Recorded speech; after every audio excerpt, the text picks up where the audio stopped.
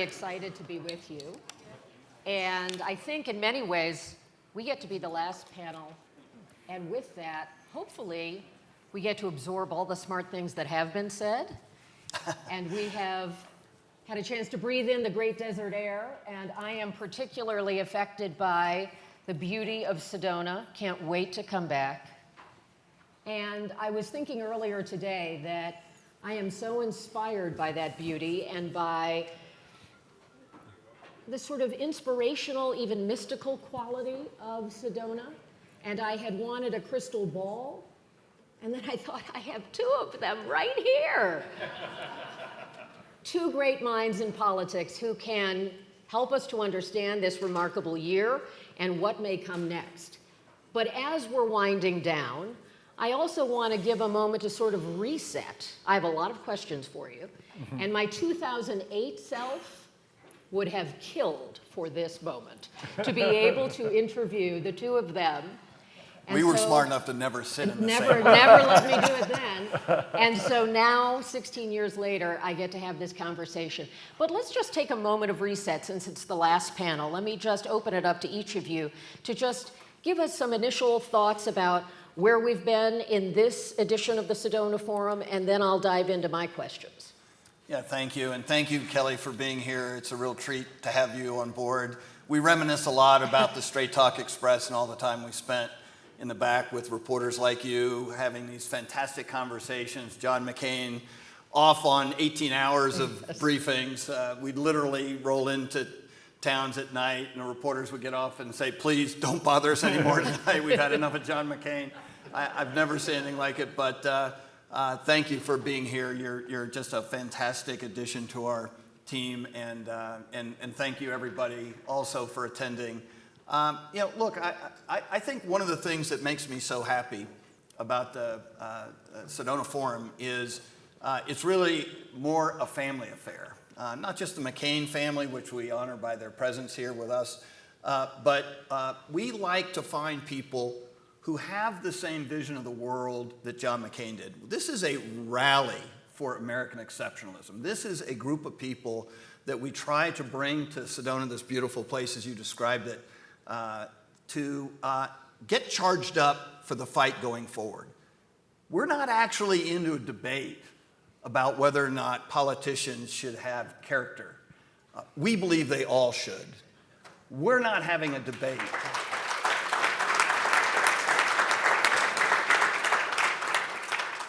And so part of what gets me charged up is that I feed off of the energy that is in the crowd, because I know every one of you are out there fighting the good fight for what we've talked about all week long. So thank you all. I appreciate your indulgence, and we look forward to debating how this election cycle will be affected by all these things. Just a couple of things, Kelly. First of all, I can't tell you how much I look. This is my fourth or fifth visit here. I can't tell you how much I look forward to it. I appreciate my association with the McCain Institute, and I think it's, the fact that I'm sitting here, that I've been invited year after year. Frankly, the fact that John McCain and I became friends after I was on the other side of that campaign in 2008, I think has a larger message to it. But just to augment one point, because it really does need to be said, I spent a few years in the office working next to a president of the United States, and I saw what comes to the president's desk, not on a daily basis, but on an hourly basis, issues that had profound impacts on people's lives, not just here, but around the world, that required really, really difficult calls. So I can just tell you that character really, really does matter.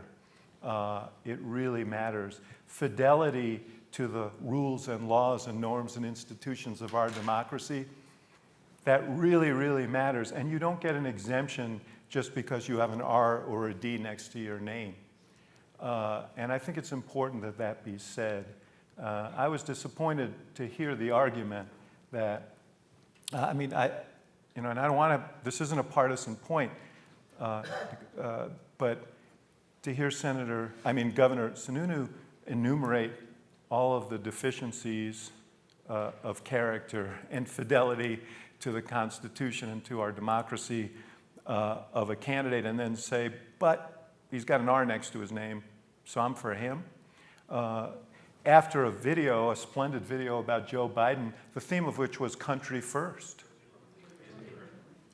Lieberman. Oh, Lieberman, I'm sorry. Joe Biden is still alive. Yes.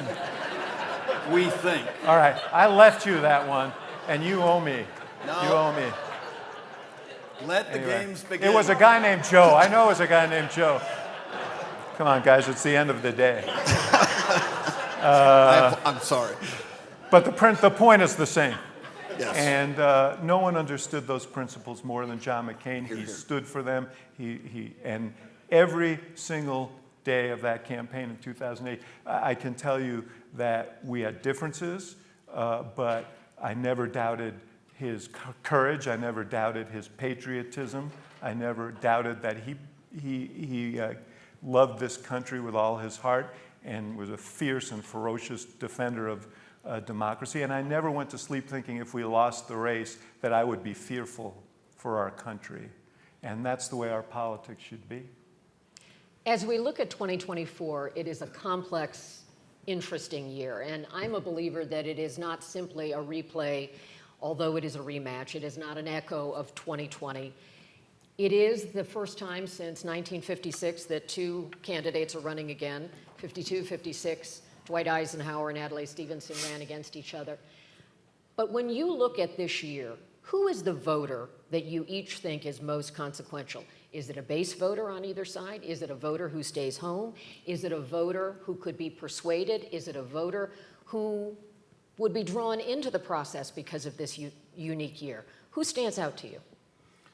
So, Kelly, I think you're right. This is not a replay. A lot's been changing in our country over the course of the last 8 years. This is not the same electorate that we had 20 years ago.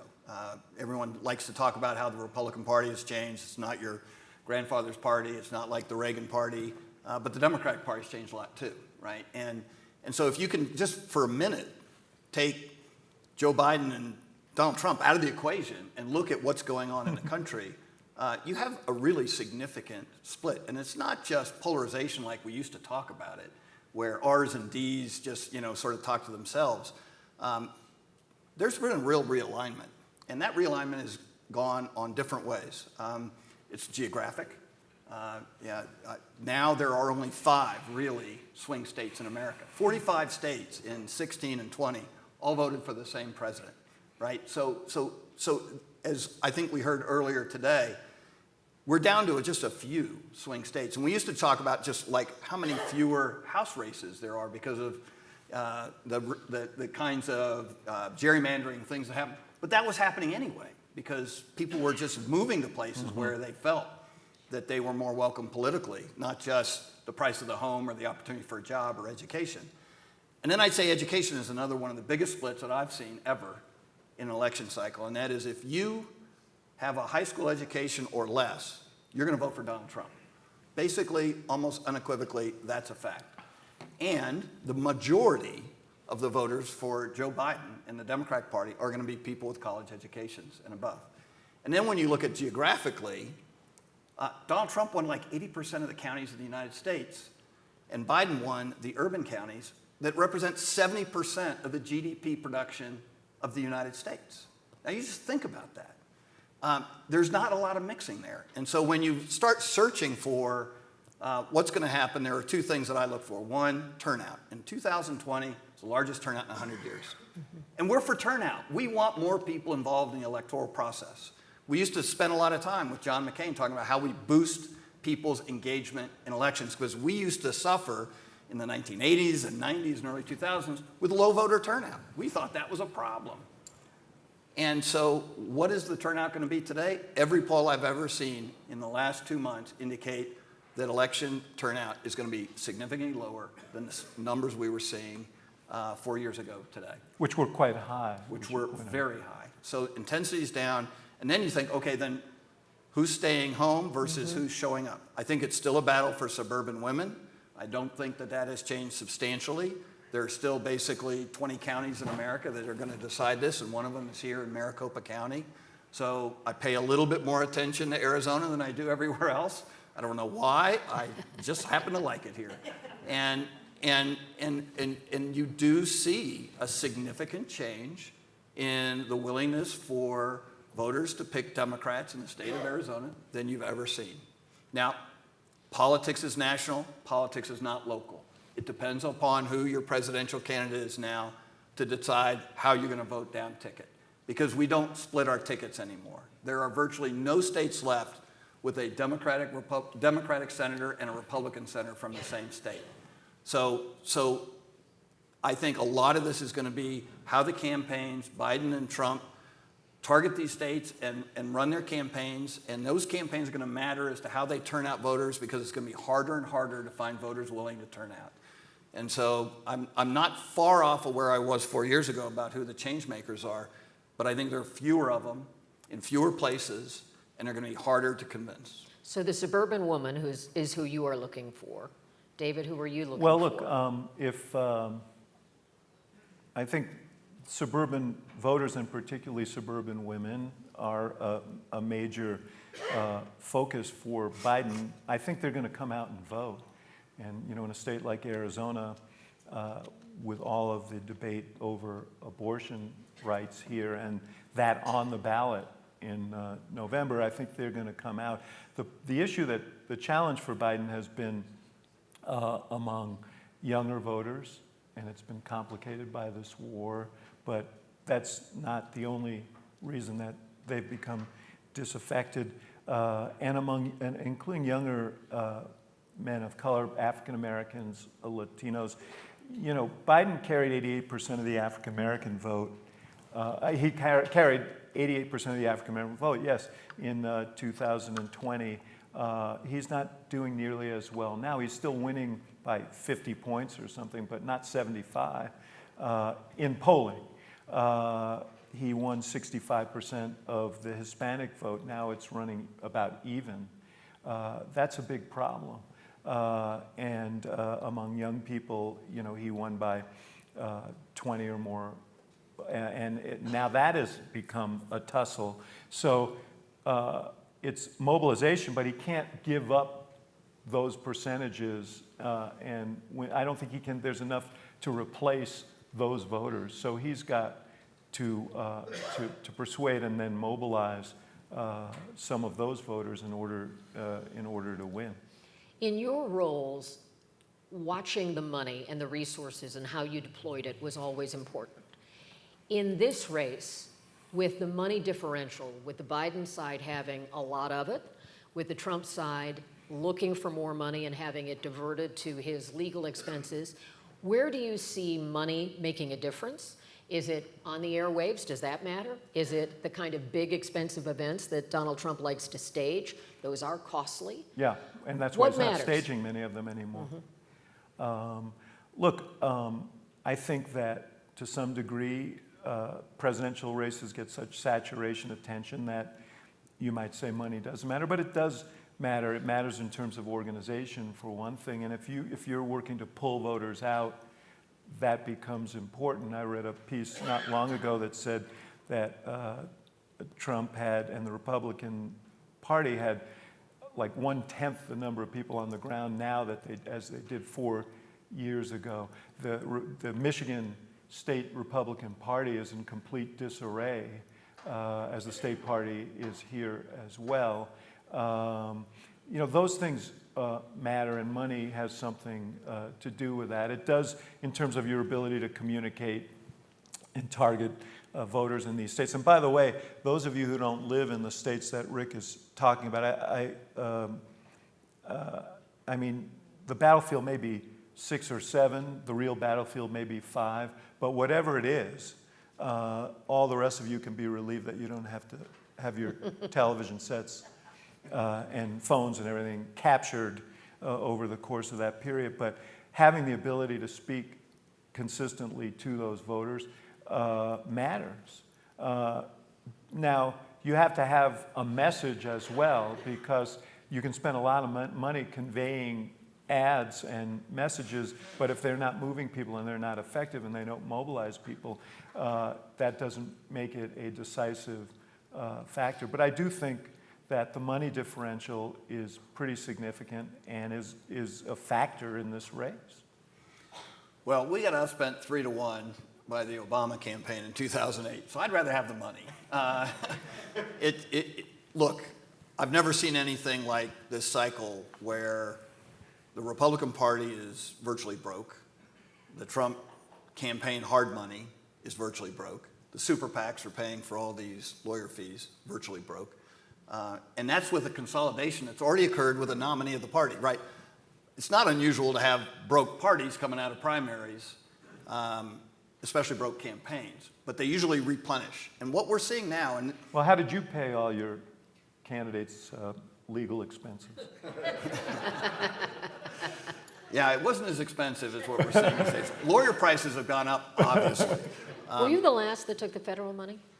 We didn't take the federal money. Okay. And we talked about taking the federal money, but didn't we because they ultimately didn't, found a way to leverage some of our equipment for a loan to buy New Hampshire radio and TV and win a primary. So at the end of the day, but we were scrimping on fumes, as you well know, in the primary. But we're in a place in the campaign where right now, you're not really running for, the ticket in November, right? You're consolidating your party, you're building a campaign staff, you're raising money, you're trying to figure out what that winning message is.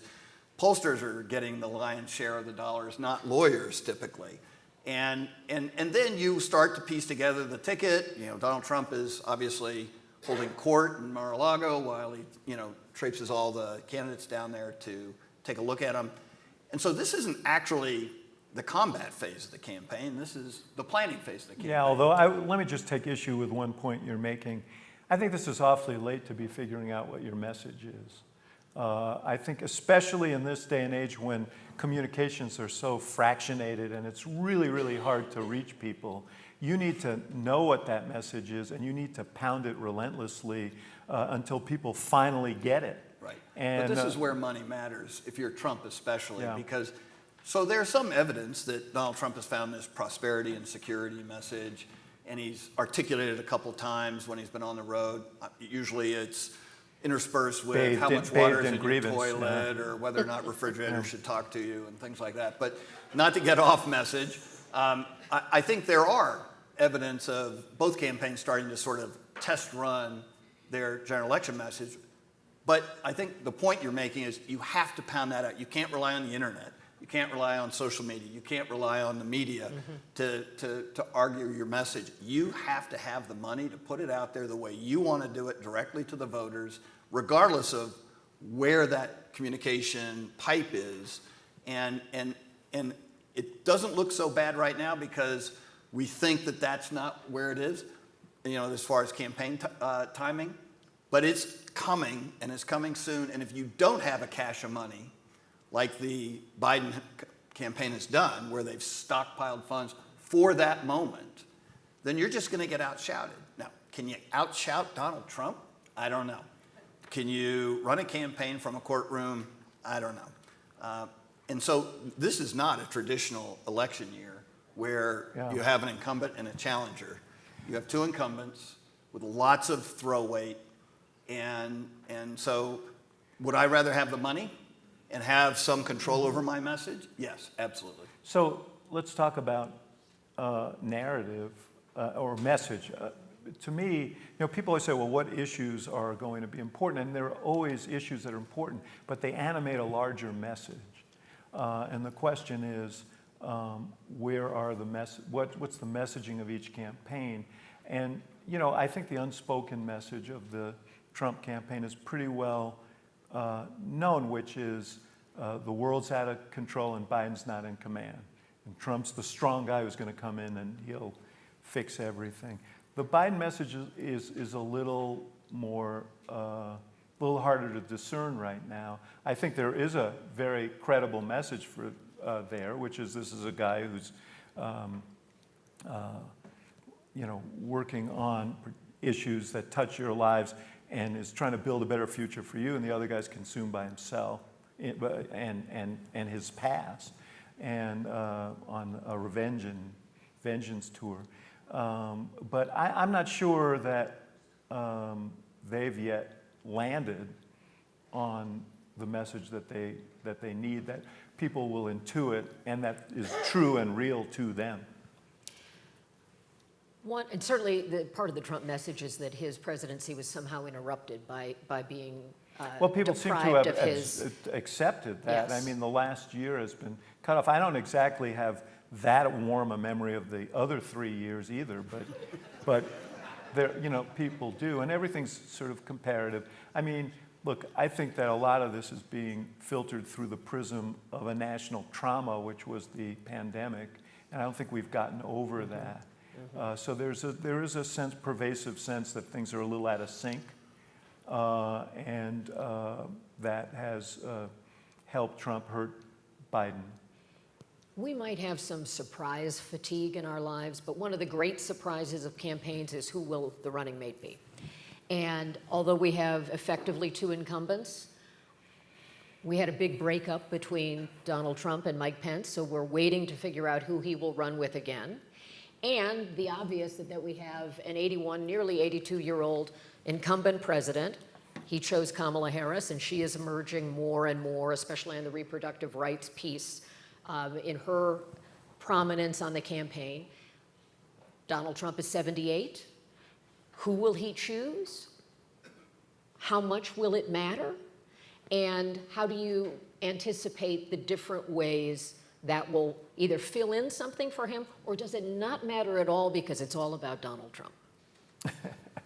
Well, Rick is closer to that world and may have more insights into this than I. I had always assumed that Tim Scott might be high on the list just because of what we said before. There's an potential opportunity for Trump to get more than the typical share of African American voters, and Scott symbolically would be a great choice. He could go and campaign, well liked across the party, and so on.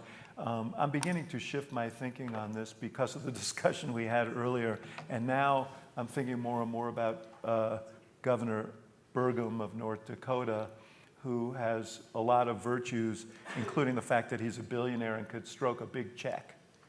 And I think he is, he's a successful businessman. He's not a guy who's going to outshine Trump, but he's smart enough. And so I kind of wonder if he's going to land there. I know this: shooting dogs is disqualifying. It would be for me. I'm a dog person. Yes, me too. Yes. I'm married to a veterinarian. I'm not even going to make a comment. Although she's probably killed more dogs than the governor did. I'm sorry. I'm going to pay for that. Oh, you're in trouble. You are so in trouble for that. I've got a big suite if you need a room. Thank you. It's interesting because I always think of stuff in the sort of process phase, right? And so right now, the campaign, which he does have a professional campaign being run, and they got a list that's been drawn together, and it's a big list right now. And they're doing polling on that list. They're going to find out how these constituents, pair up, who's the best possible spokesman for them with their target groups. They're going through all kinds of lawyers. Maybe part of the bills we're seeing paid are going to lawyers who are doing vetting to see if there's any surprises. And that process is happening while the political process is going on, which is Donald Trump teasing all this stuff out, which he does better than any politician I think I've ever seen, playing the game. And the one thing, though, that I believe is the Pence vice presidency for him was traumatizing, right? He thought he controlled Pence. And every action he took around January 6th was evidence of that, right? Even if Pence told him that he wasn't going to do his bidding on Capitol Hill, he still believed he would. I can get that guy to cave. He's going to do what I ask him to do. And by and large, Pence was a terrific vice president, right? He helped Trump with the religious conservative community within the party to consolidate the party around his candidacy. He'd been a legislator. He had gravitas, and he was he was an unfailing supporter until the end when And so the lesson, I think, and Trump learns lessons, right? He's a survivalist.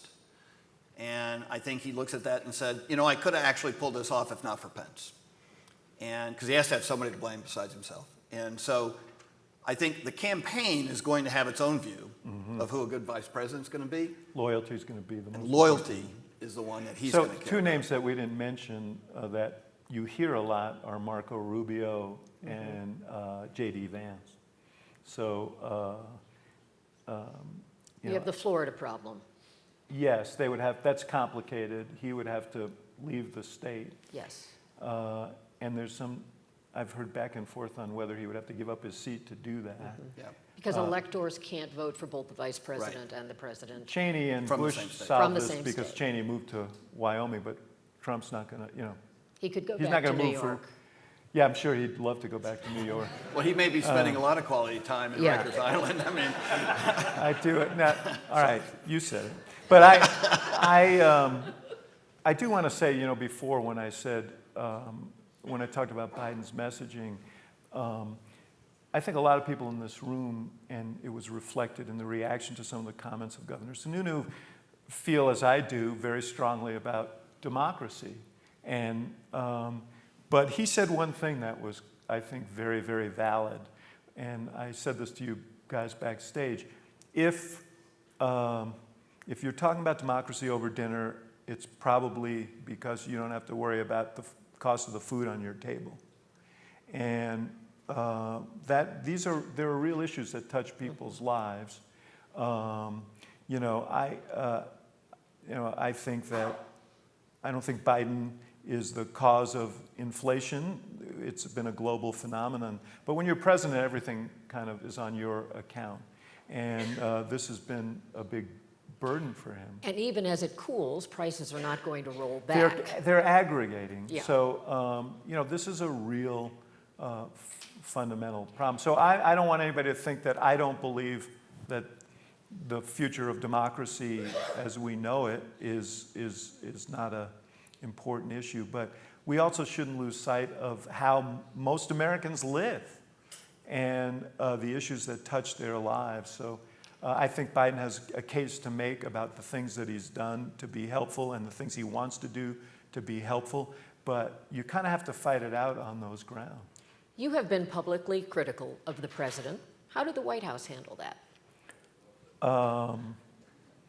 They loved it. Look, I wasn't, the thing what I've been critical, what I was critical, not critical, I said back in the fall that I thought the age was going to be an issue, and he ought to think about whether it was in his interest and the interest of the country to move forward. And I also said that if he decided to move forward, he'd be the nominee of the Democratic Party, and no one should doubt that. He decided to move forward. He is the nominee of the Democratic Party. I think it is a problem for him. I think it is an issue that he's going to have to overcome. I can make a very strong case for Joe Biden's presidency. I really can. I think some of the issues, some of the bills that he signed are going to have generational benefits. I think he's really done a good job in a very messy world of bringing our allies together. You can see it in Ukraine. I think he's handled the situation in the Middle East in as thoughtful a way as you can. But having said all that, my concern was political, and I think it's an obstacle that he's going to have to overcome. I think he is a very competent president. He's not as competent a performer in front of cameras, which is how most Americans see him. They don't see him in the Situation Room. They don't see him, dealing with members of Congress. They don't see him doing the things that really the presidency is about. But that is an obstacle for him. And so that was my point. So that was the nature of my critique. And, I don't think they did love it. I mean, I think they didn't want me to talk about that. But I don't think it was actually a state secret that the guy's old. And the other guy's old too, I mean, in fairness, but he's very energetic in his appearance. So that was. Do you believe there will be Republicans with the skill set needed to serve if there is another Trump administration? Will people come forward, as they did in the first Trump administration, to fill those positions? Yeah, look, Mr. Secretary. yeah, I'm highly likely to not be on their short list for any Or even their long list. or even in their long list. Look, we're benefited by the fact that there are lots of people in our country who are qualified and want to serve their country, regardless of who the commander-in-chief and the president of the United States is. They see that as a obligation and an honor to serve in public service. And I know in the beginning of the first term, I had a lot of people calling me asking, you think I should go in? These were McCain people. These were folks who, you would consider regular Republicans.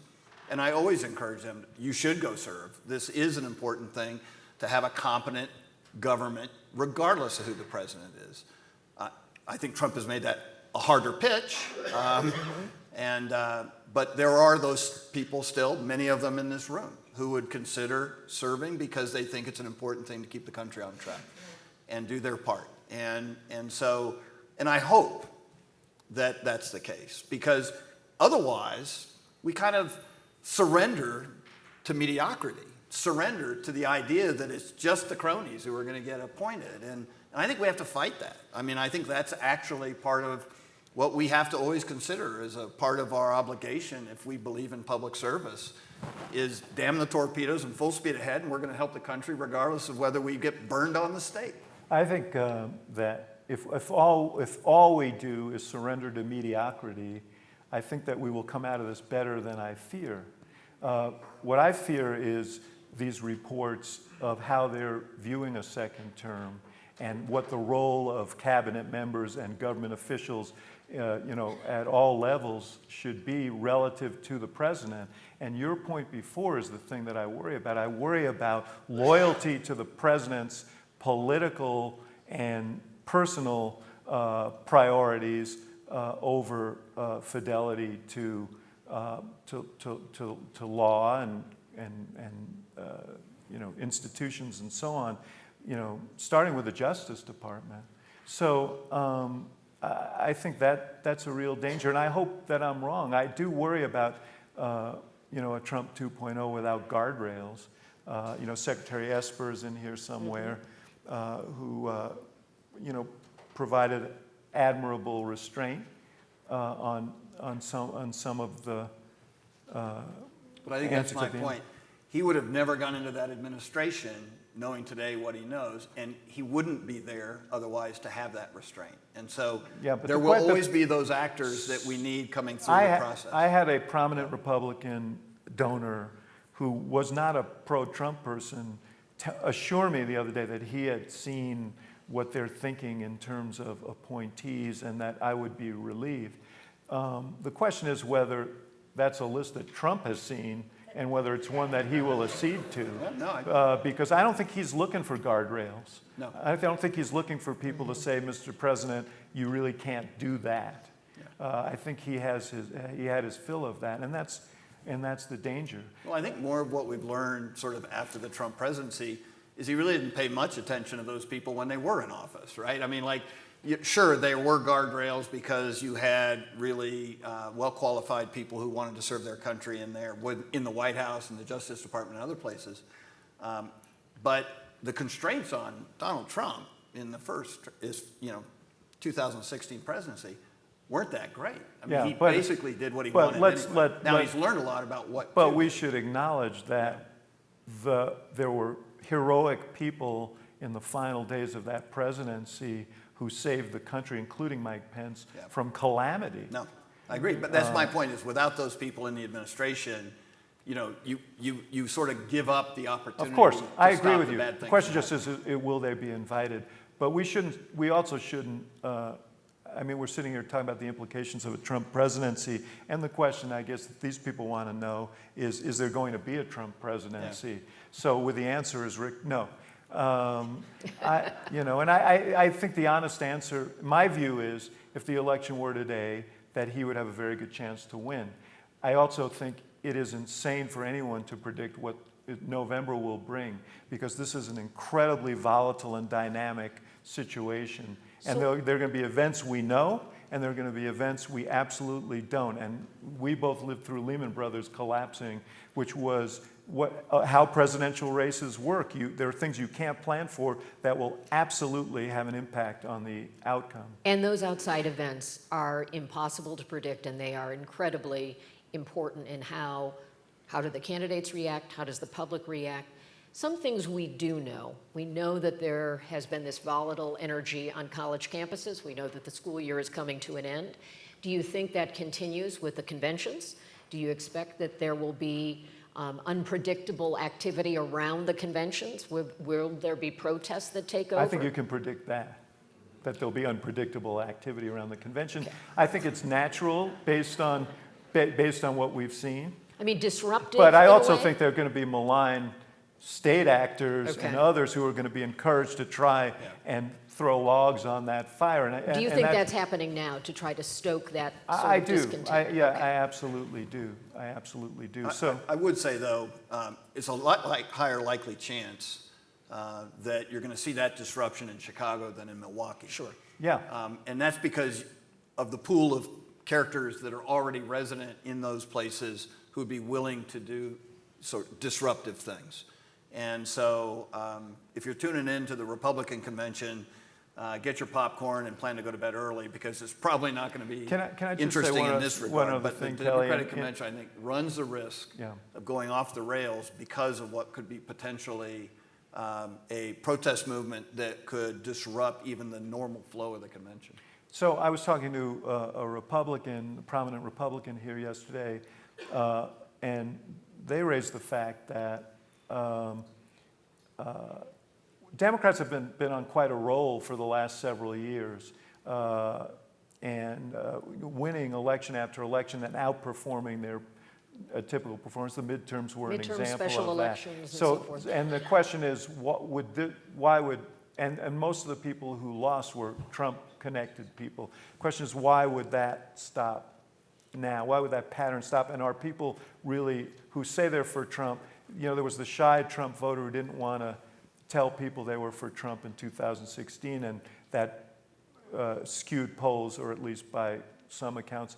Is there a shy Trump non-voter Republican who doesn't want to tell? I mean, in every state there's been this large Nikki Haley vote. That's an open question in this race. One thing I would say about it is, because of the demographic shifts that Rick has talked about, the most reliable voters, highly educated, suburban, more upper income, used to be Republican voters, and that gave Republicans an advantage in low turnout elections. The question is, will this pattern continue where Democrats have an advantage in a larger turnout election? And that we don't know. I would say, just to add to that, I think that it's not going to surprise everybody that this is going to be a close election no matter what. Everything we've said is based on a 1 or 2 point swing. 10,000 votes in any given state could make a difference in the number of electoral votes we get. I think this year, even more so than in 2020, it will take time to know what the outcome of the election is because of that closeness that's almost baked into the equation. And two, I don't think that we saw that in 2020 as a Republican denial of the election results. I'm not sure we wouldn't see both a Republican and a Democratic denial of the election results no matter what happens. But it does portend a kind of messy fall. It's going to be a messy fall. But we're thinking about what is, it's not election night anymore. It's an election phase. It's a period. Right. So prepare us for November 6th and beyond. What does it look like? Each party has lawyers in key states. We have to be prepared for a team that will represent the campaigns in communicating the message. We have to know what are the issues. Give us a sense of what is that going to look like. And if it is Democrats who are behind, after years of saying we can't be denying elections, that's a challenge. If it's Donald Trump who is behind, we already know what that playbook is. So what are you anticipating? How should we be prepared? Well, let me just say, It may be that it's Democrats behind. It's highly unlikely, in part because Trump has made a practice of discouraging people from voting early and discouraging people from using mail ballots, which used to be very, very prevalent among Republicans. Republicans were much better at that. And so he did better on Election Day then. He'll probably do better on Election Day now. So it's more likely to be the one. But whatever it is, there's going to be like trench warfare of lawyers in every one of these battleground states, scrapping over every vote and the processes. What I hope is that there'll be a big effort to acclimate the country this time to the process, And there is an argument, and I kind of embrace it. I don't know whether I should be endorsing it on the stage before I think it fully through. But Florida, they have mail-in voting and so on, but they have everything counted on Election Day, and that is a neater process than this. This one lends itself to the kind of demagoguery that we saw in 2020. So people need to be prepared. This is the process. It's not untoward. It's going to be well policed, and so on, because I worry about the tenor of the country right now. Yeah, I would say it's highly likely, almost certain, that Joe Biden's likely to get more votes than Donald Trump, raw votes. And he could still potentially lose in the Electoral College. And that's just the way the system Hillary is Clinton made. won by Hillary Clinton. 2-3 million votes. And so that shouldn't shock anybody if it happens. And I would say, too, on the positive side, all this talk about democracy, all this talk about electioneering, all this talk about counting ballots, I mean, there's been a massive education effort, a lot of disinformation, but a lot of education on how much integrity we do have in our election system. And we've been talking about it now nonstop for 4 years. There are a lot of heroes right here in the state Exactly. of Arizona. And so we have a more educated public. That being said, I'm a bit of a pessimist. I think that there are malign influences within parties that now see violence in politics as a reward and a way to get an outcome. And it hasn't been condemned enough, and from every office holder that it should be.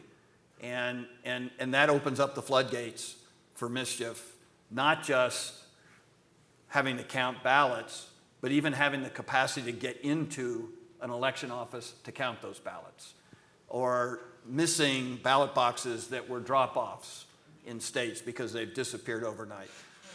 Unless we have that preparation that you're talking about, a massive national campaign to secure this election and secure the public in that election, my view is I think we have to be ready for a very bad week after the election as we see violence in cities that mattered in this election. So if you're in those 45 states that don't matter in this election, at least count yourself safer at night after the election, because the other 5 or 6 are going to have problems. And I don't say that because I want it to happen.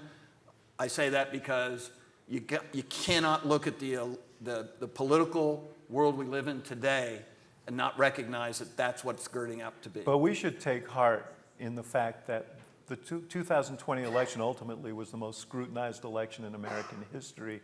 And what was remarkable was actually how little error there was in the election. And it's because of the integrity of people across this country, many of whom volunteered their time to see to it that that's the case. And we should you talk about the pillars of democracy, those are pillars of democracy as well. And I got one final thing to say. She's looking at me saying, why did I get him on my panel? No, my last question to each of you is, when it's over and done with, do you think the American people will feel like we got through it and it has credibility, the outcome, whatever that outcome is? I think demonstrably, there are only 2 outcomes for Donald Trump. He'll win or the election will be stolen. There's not a third option. I mean, I'm not saying that as a joke. I mean, I think we know that's the case. I do think that if the election goes as I expect it will, as every election does, I think that you'll see the president accept the outcome of the election, because that is the obligation of people who believe in democracy. But Kelly, I just want to say one other thing that we didn't touch on here, but the environment in which we're working is so difficult, because we have a social media kind of world in which conflict and resentment and anger, conspiracy theories flourish, because that's the profit model of these platforms. And our politics has begun to mimic that, where, the most outrageous things meant to divide us are profitable. Why is it that a Marjorie Taylor Greene, who has zero caloric content, is one of the great fundraisers out there? Because she knows how to press the outrage buttons, and there are others as well.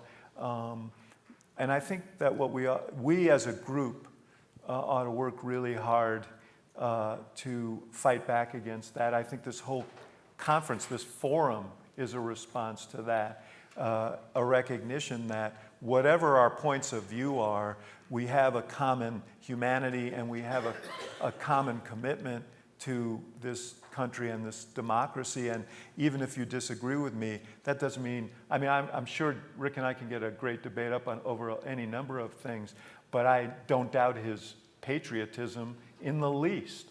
I like him as a person. Somehow we've got to get back to that. And I love coming here, and where I started, I love coming here because I like seeing people relate to each other on that basis. And it gives me hope to be here. And we need to bottle up some of what we have here to steel us for the months ahead. And Rick, thank you for all you do to be at the center of keeping the John McCain legacy going, and for bringing all these people together who care about these issues and care about our country and care about what matters in an election like this, even when it's difficult. Well, thank you, Kelly, and thank you, David. We should actually rest assured that we're the majority of our country, right? This is where our country lives, in the belief that we are a great country and that we are the greatest country for good in the world. And we are represented by people who, over 300 members of the House of Representatives, passed the supplemental to help fund Ukraine and Israel, where the vast majority of the Senate wanted to have a thoughtful approach to border.